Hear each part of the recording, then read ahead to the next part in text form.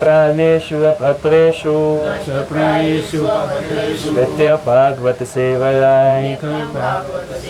भगवती उत्तम श्लोके भक्तिर्भवती नैष्ठिकी भागवतम की। अध्याय 33 भगवान श्री कपिल के कार्यकलाप। मैत्रेय उवाच, मैत्रेय मुनि ने कहा, एवं इस प्रकार निशम्य सुनकर कपिलस्य भगवान श्री कपिल के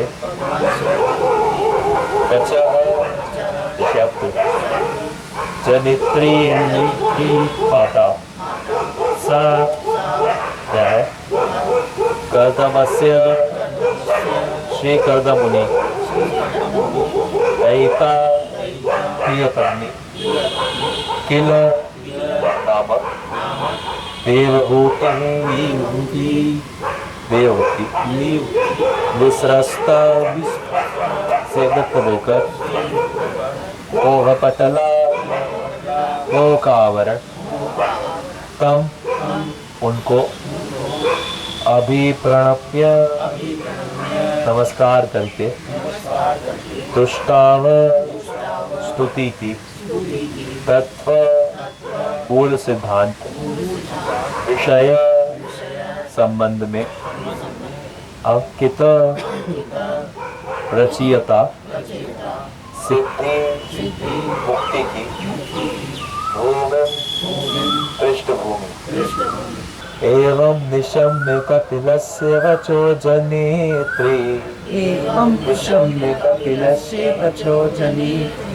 सा कर्दमस्य दयिता किल देवभूतिः कर्दमस्य दयिता किल देवभूतिः विस्रस्तमोहतकलातमभिप्रणप्य स्लस्तमोहतकलातमभिप्रणन् तुष्टावतत्प्रभुषयाकितसिद्धभूमि।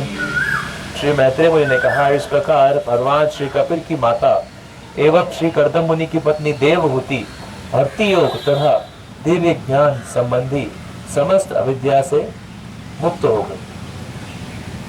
समस्त अविद्या से मुक्त हो गई। उन्होंने उन श्री भगवान को नमस्कार किया जो मुक्ति की पृष्ठभूमि सांख्य दर्शन के प्रतिपादक है, और तब निम्नलिखित स्तुति द्वारा उन्हें प्रसन्न किया। तात्पर्य, भगवान श्री कपिल ने अपनी माता के समक्ष जिस दर्शन पद्धति का प्रतिपादन किया था, आध्यात्मिक पद पर स्थित होने की पृष्ठभूमि में, इस दर्शन पद्धति की विशिष्ट महत्ता सिद्ध भूमि द्वारा यहाँ व्यक्त की गई है, जिसका अर्थ है मोक्ष की पृष्ठभूमि। भगवान श्री कपिल ने जिस सांख्य दर्शन का प्रतिपादन किया है, उसे समझकर माया द्वारा बद्ध लोग जो इस भौतिक संसार में दुख भोग रहे हैं, पदार्थ जड़त्व के चंगुल से छुटकारा पा सकते हैं।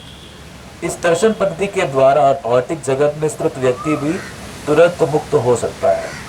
यह अवस्था जीवन मुक्ति कहलाती है।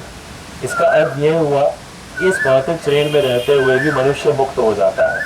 भगवान श्री कपिल की माता देवहूति के साथ ऐसा ही हुआ। अतः उन्होंने अपनी स्तुतियों द्वारा श्री भगवान को संतुष्ट किया। जो भी सांख्य दर्शन के मूल सिद्धांत को समझता है, वह भक्ति को प्राप्त होता है और इसी भौतिक संसार में वह श्रीकृष्ण भावना भावित अर्थात मुक्त हो जाता है। तो यहाँ पर प्रसंग के अंदर प्रसंग चल रहा है। तो मैत्रेय मुनि किसको सुना रहे? विदुर जी को। और साथ ही में मैत्रेय मुनि ने विदुर को क्या सुनाया?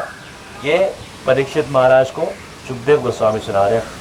और परीक्षित महाराज ने सुखदेव गोस्वामी से ये क्या चर्चा सुनी, ये सौनक ऋषि सुन रहे हैं सूत गोस्वामी से। तो ये प्रसंग में चल रहा है और यहाँ पर भगवान कपिल ने काफ़ी अध्यायों से चर्चा चल रही है क्या क्या भगवान कपिल माता को उपदेश देते हैं उनके मोह को भक्त करने के लिए। तो ये श्रवण करके माता देवहूति जो है वो अविद्या से मुक्त हो जाती है।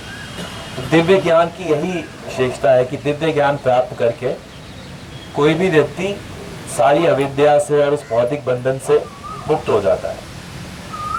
और दिव्य ज्ञान से क्या होता है तो ऐसा बताते हैं कि हम लोग अपनी इंद्रियों के वशीभूत है, लेकिन इंद्रियों के ऊपर मन होता है, मन के ऊपर बुद्धि होती है, बुद्धि के ऊपर अहंकार होता है, और अहंकार के ऊपर जीवात्मा स्वयं होती है। तो बद्ध अवस्था में तो इंद्रियां जो है वो हमारी सारी चेतनाओं खींच देती है, यानी कि सारा जो भी हमारी आत्मा का जो जीवन बल है वो सारा कहा जाता है इंद्रियों को पुष्ट करने में। और इंद्रियां जो है जहां जहां भागती है मन को वहां लेके जाती है, मन जहां जहां भागता है बुद्धि वैसे वैसे विचार करने लगती है, अहंकार भी वैसा वैसा खुद को समझता है, और जीवात्मा ऐसे जन्म मृत्यु के चक्र में अलग अलग योनियों में भटकता रहता है। लेकिन आध्यात्मिक ज्ञान से क्या होता है? आध्यात्मिक ज्ञान से सबसे पहले जीवात्मा, तो ये आध्यात्मिक ज्ञान की विशेषता क्या है कि ये बिना संत पुरुषों के साक्षात कृपा के मिलता नहीं है। जब तक भगवान ने किसी शुद्ध भक्त या स्वयं भगवान की कोई विशेष कृपा नहीं होती तब तक तो ये मिलेगा नहीं। तो जब वो मिलेगा आध्यात्मिक ज्ञान, जब कोई ऐसी कृपा मिलेगी तो थोड़ा सा जो आत्मा है जीवात्मा वो थोड़ी सी जानेगी कि नहीं क्या कर रहे, तो वो थोड़ा सा अहंकार ठीक होगा कि नहीं नहीं मैं ये शरीर नहीं हूँ, मैं तो आत्मा हूँ। तो फिर वो अहंकार बुद्धि को इस आध्यात्मिक ज्ञान से ठीक करेगा। आध्यात्मिक ज्ञान से बुद्धि क्या समझेगी, मुझे कैसे निर्णय लेने हैं जो कि मेरी आध्यात्मिक उन्नति के लिए लाभदायक है। फिर बुद्धि मन लगाम है, तो मन को बुद्धि कस के पकड़ेगी। बुद्धि सारथी है, तो वो सारथी लगाम को कस के पकड़ेगा तो जो घोड़े इंद्रियां घोड़े हैं वो अपनी इच्छा से इधर नहीं भागेंगे, वो नियंत्रित होकर चल। तो इसलिए आध्यात्मिक ज्ञान बहुत आवश्यक है। और ये एक तो महापुरुषों की कृपा से और दूसरा भक्ति से आता है, सिर्फ सुनने से भी नहीं आता। सुनने के साथ आराधना का भाव होना चाहिए, यानी कि भक्ति की भावना होनी चाहिए, साथ में कुछ भजन सेवा भगवान की होनी चाहिए, तब ये समझ में आता है। और एक बार जब ये समझ में आ जाता है तो व्यक्ति जीवन मुक्त हो जाता है। जीवन मुक्त यानी कि उससे फर्क नहीं पड़ता कि वही शरीर में है या नहीं है, शरीर में रहते हुए उसको कोई भी चीज बांध नहीं सकती, कोई भी अवस्था बांध नहीं सकती। तो इसलिए ये आध्यात्मिक ज्ञान जो है माता देवहूति ने यहाँ कपिल भगवान ने सुना, और सुनने के बाद जब उनका मोहग्रस्त हुआ तो मोहग्रस्त से वो छूटी, तो वो आगे समझ रही है कि हाँ ये कपिल जो है ये स्वयं भगवान की अवतार है, और आगे उसकी स्तुति करती है। तो ये श्लोक ये भी पढ़ लेते हैं। देवहूतिरुवाच,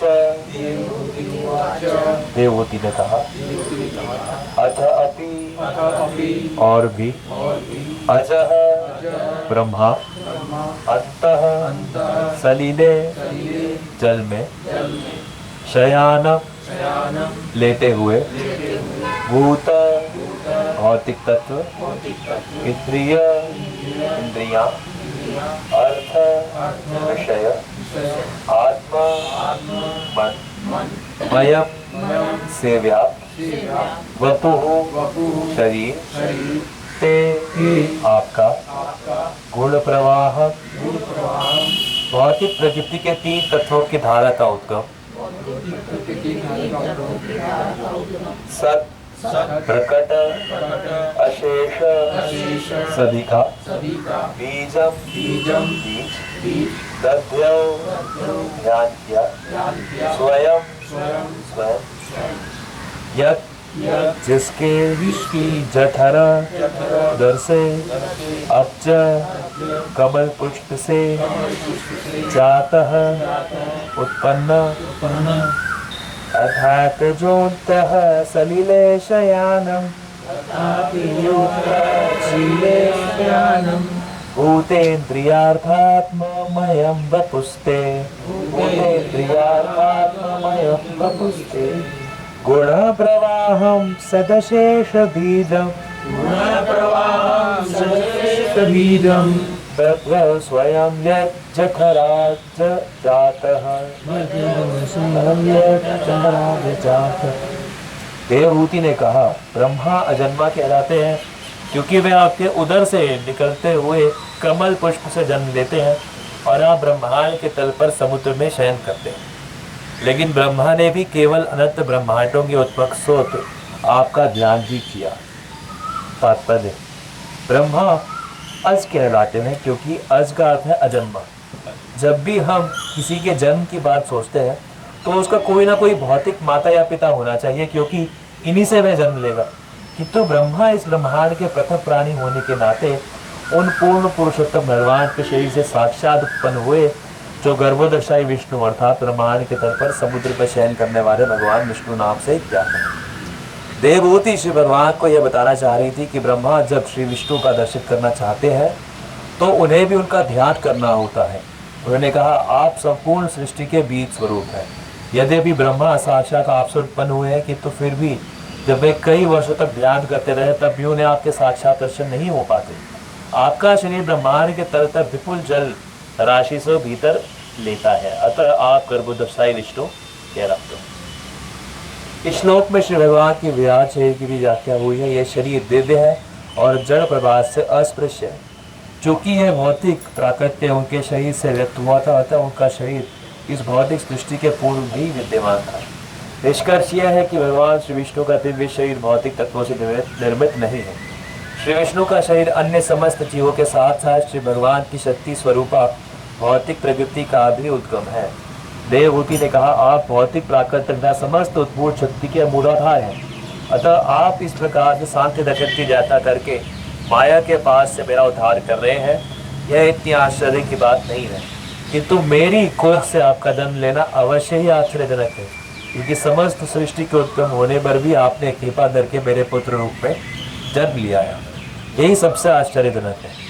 आपका शरीर समस्त ब्रह्मांड का उद्गम है, फिर भी आपने मुझ सामान्य स्त्री के शरीर में स्थापित किया। यह मेरे लिए अत्यधिक विस्मयजनक लगता है।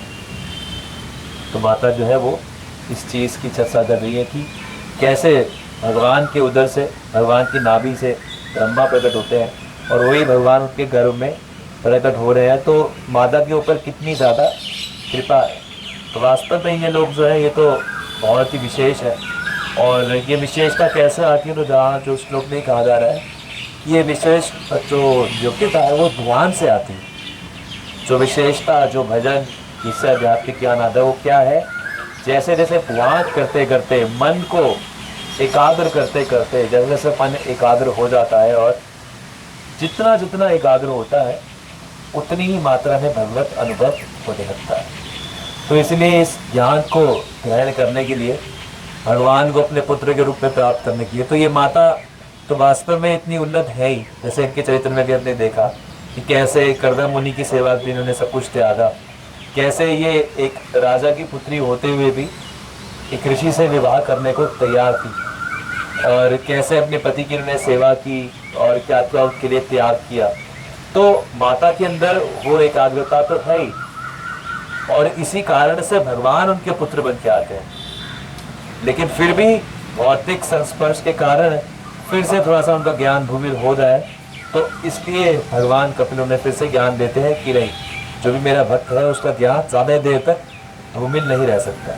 कभी कभी होता है, जैसे कथाएं हम सुनते हैं, कभी कभी नारद मुनि को मोह हो गया, कभी हनुमान जी को हो गया कि भरत को क्यों भगवान ज़्यादा प्रेम करते हैं, कभी अर्जुन को मोह हो जाता है। तो ऐसे ऐसे कभी कभार भक्तों को हल्का सा बीच में होता है। तो भगवान ऐसी लीला करते हैं कि किसी प्रकार से आध्यात्मिक ज्ञान वो सुनाए, क्योंकि भगवान भक्तों को ही सुनाना चाहते हैं आध्यात्मिक ज्ञान, और भक्तों को नहीं देना चाहते।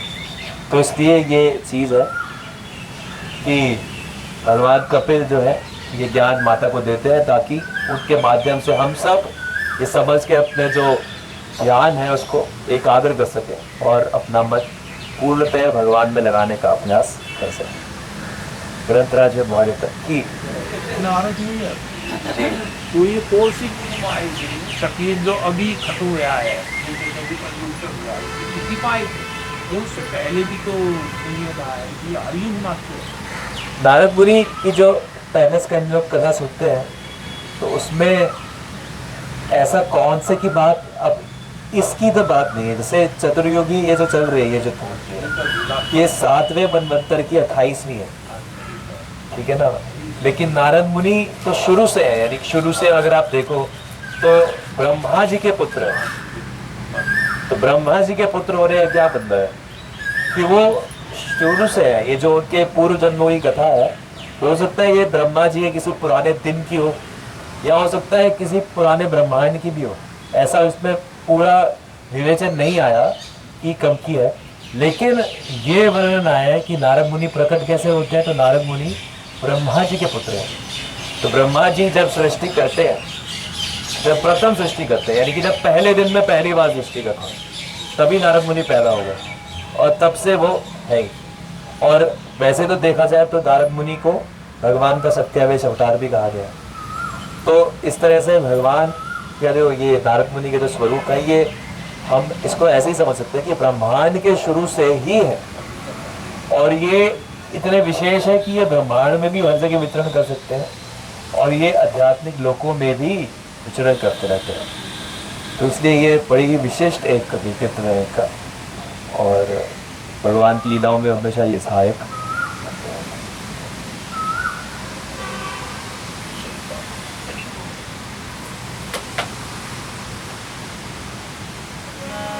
बहुत सारी दिन हो जाना के भी जपाते शमते ऐसा